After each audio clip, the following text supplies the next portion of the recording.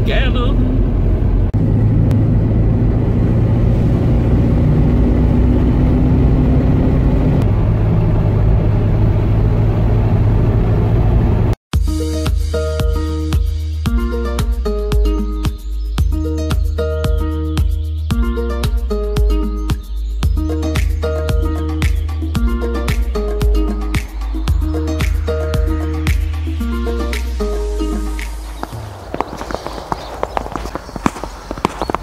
What's this, weather? Yes, it's average rainfall. This is one of the wettest parts in Britain. Really? It rains 280 days a year. I think that's a wee bit short of the mark. That's a bit optimistic, I think, yeah. That'll be that St Fillans bloke. He looks like St Columba. He's got really wee feet. I like his Celtic designs. Fillan, the missionary. There's a map of where we are. We're currently on the West Highland Way. It runs this way too. Aye, yeah. Yeah, this path here is actually part of the West Highland Way. You come up from 𝕻𝖙𝖗𝖆𝖓𝖘. What? Fillan means little wood. Yeah, I know. In Gaelic. It's on the board. It's 𝕻𝖙𝖏𝖏 is the name. That's the Gaelic pronunciation. He's got a belt. He does have a bell. It's in the museum in Edinburgh. What's he doing over there? I don't know. Aye, St Fillans was pretty cool. He was like a missionary. He came here in 717. Deer footprints? Oh, aye. Anyway, St Fillans, as I was saying before I was rudely interrupted, he came here in 717 with his parents. His grandfather was the King of Leinster in Ireland. When he came over here, they were over on the east coast, and he moved over here after founding an abbey over there. But when he came over here, he decided to open a priory, like open it, you know, he would like open a pub kind of thing. And that is the remains of his priory. Could you find a quieter gate? Donald Montgomery, he donated the gate. Who? Donald Montgomery donated the gate. Alright, okay. This is great. Donated some WD-40 to go with it.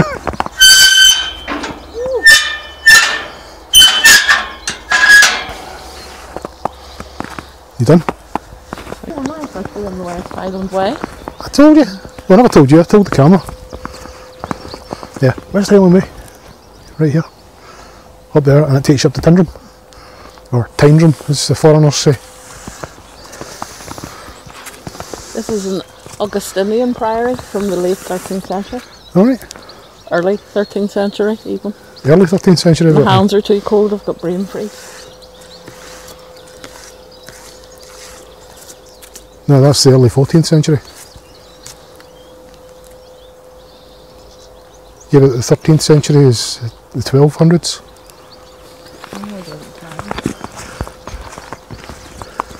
There's not much left of the priory, but supposedly stretched right across here and out past the graveyard. It was quite a large building at the time. Not much left of it. They used a lot of the stones from the original priory to build the farm buildings. Not the farm buildings that are now, but the ones that were here at the time. A lot of the flagstones that were used on the floor were also used for grave slabs, which is in the graveyard, just up there. Oh, that's the graveyard. Oh, here, yeah. That's a pretty cool graveyard up there. Like, that is the graveyard. Right up there.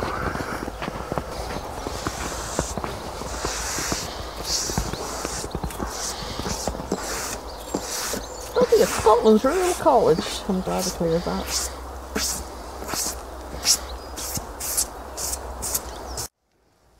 Jolly's just spotted the gate. Did we miss that before? We're now in the priory.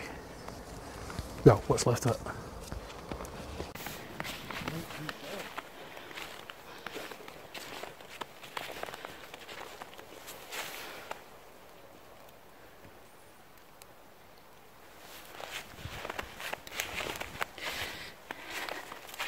Yes, on the way up, We didn't think we could get into the Priory grounds. Thankfully on the way down we just spotted the gate.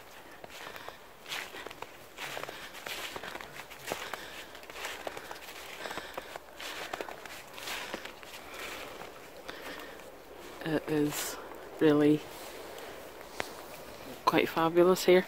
The rural college as well, they do a lot of weather studies in this area. Generally rain, it's Scotland after all, but they're also encouraging and keeping wildlife. As we can see, some little handmade bird boxes stuck up on trees, which is really quite nice.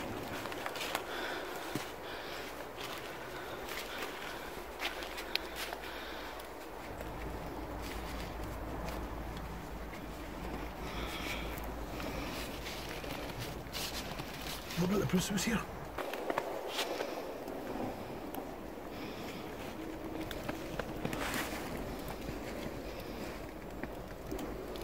Again, just focusing into that view. Yes, we can hear the train in the background, but it's beautiful.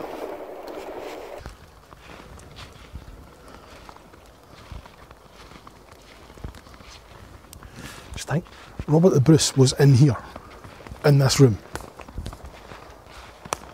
like 700 years ago.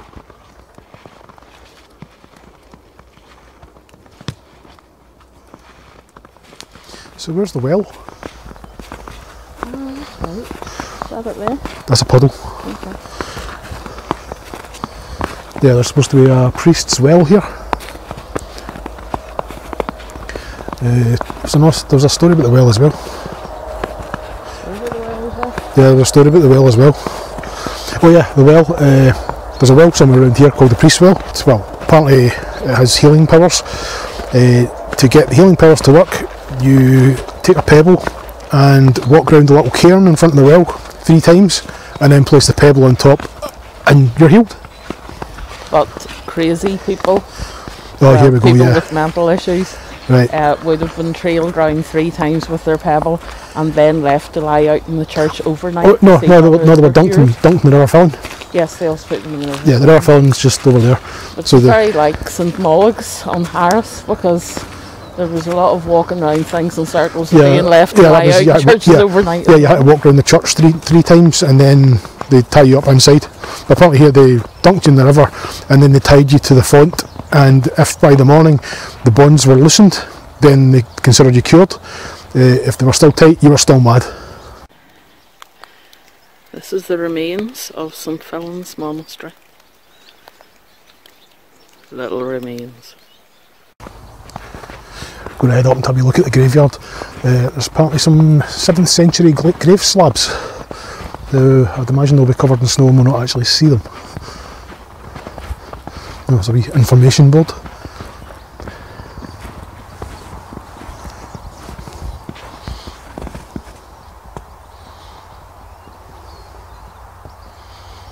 Yeah, medieval cross slabs from the 7th or 8th century.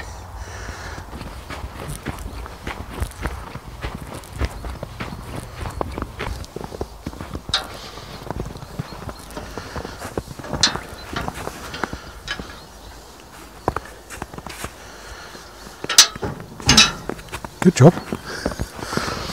Need some WD-40 on that one as well.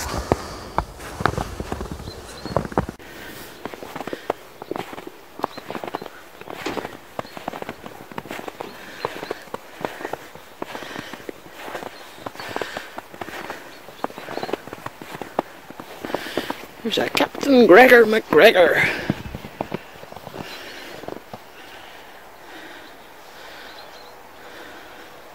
Okay. 1779, age 63. Died age 63, so he would have been around at the time of Culloden. And with a name like McGregor, I would imagine he was probably on the Jacobite side. I don't think we're going to see the crossing sized slabs. We could have probably picked a better day to come and look at flat slabs in a graveyard. It's hard to see that this is John Deere's headstone, but Deere's were the people who were put in charge of all the ancient relics. So if he wasn't one, he's probably closely related to one. There is a warning that the headstones are unstable. There's not a single one sitting straight, and I just stood on one, so I'm not feeling too good about myself. The whole Irish thing kicks in and it's sorry. Julie's doing some more arty stuff. She likes her headstones, she does. Aye, if I go back to the story about St Fillan, he came from the East Coast, well, came from Ireland, moved to the East Coast in 717. He then moved over to the West Coast over here, to Stirlingshire. He founded the Priory here, and on his death his bones were taken, I think, to Edinburgh, I think it was. Several hundred years later, Robert the Bruce came into possession of the bones of St Fillans' left arm. There's a big long story about how he got it. Apparently he bought it from the church and they tried to screw him over by pretending to give him it, to give him an empty chest. He opened the chest appeared empty. The monk who brought the bones to him panicked and thought he was going to be executed. Robert the Bruce then looked in the chest and it magically appeared. Supposedly. Anyway, Robert the Bruce accredits having the bone of St Fillans' left arm as to why he won the Battle of Bannockburn. That's true. Apparently. Oh, and St Fillan apparently had magic healing properties. So he was like, he could heal stuff. He had a magic left arm. His left arm apparently would glow in the dark. He could read and write scripture at night in pitch black just with the light coming off his left arm. True story. Regarding the Priory here, the Priory was actually funded again in the later times. Well, the Priory was funded in the 1300s by Robert the Bruce, who had an affinity for the place, probably due to the fact that he had the founder's left arm in his possession. Are you aware that Robert the Bruce had to buy the arm? Yeah, I had to buy it off the church or something. Yes, the church and their Jewers, who held on to all the sort of things of interest and relics and anything worth money. Basically, if someone had a few pounds and maybe had been at wrongdoing during their life. You mean like murdering their cousin in a church or something along those lines? Yeah, like Robert the Bruce, really. Yeah. Basically, the church will come along and say, oh, we'll help you path the way to heaven. We will sell you the big toe of a famous religious person or their glowing arm.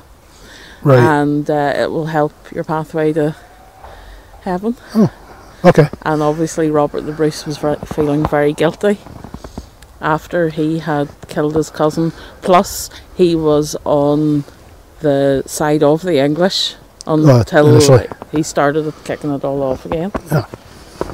So the bishops were sent out to the battlefield of Bannockburn. Bannockburn, yeah.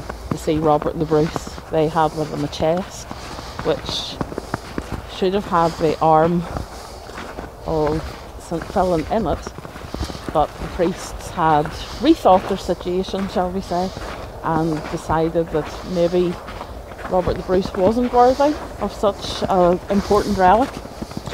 So Robert the Bruce insisted in seeing inside the box before the battle, realised that the arm wasn't in the box, threw his dummy out of the pram, lifted the box up again, and suddenly it was heavy, and the arm had miraculously appeared.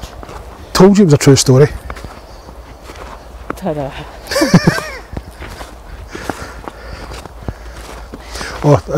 Where we are just now is about probably a mile and a half, 2 miles from 𝕻𝖗, which is where Robert the Bruce had a battle with the MacGregors, and he actually lost that battle. One of the very few he did lose. Would that be the MacGregors that got the rear ends whipped at the Did I say MacGregor?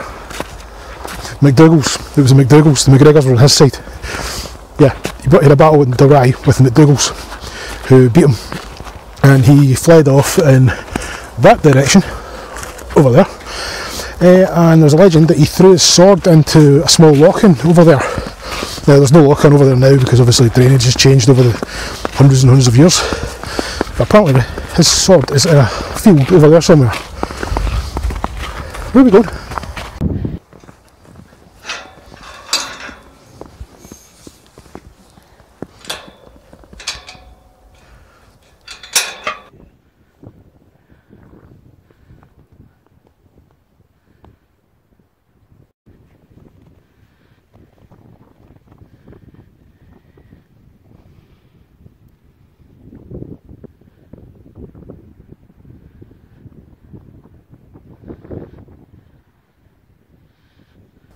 Oh, the trees. Trees, yeah. Those two trees were planted, well, those two and 3 others were planted. It was to do with some children that had died in this area, and they planted those trees as a memorial. There's only 2 of them remaining. Initially there were 5. Don't remember the full story for that one. I just kind of glanced over it this morning before we came out.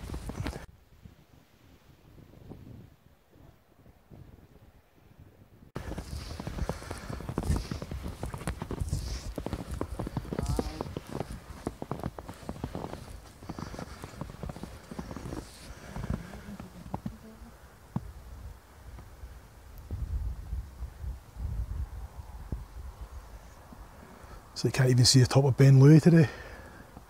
It's up in the clouds. It's a scary looking mountain.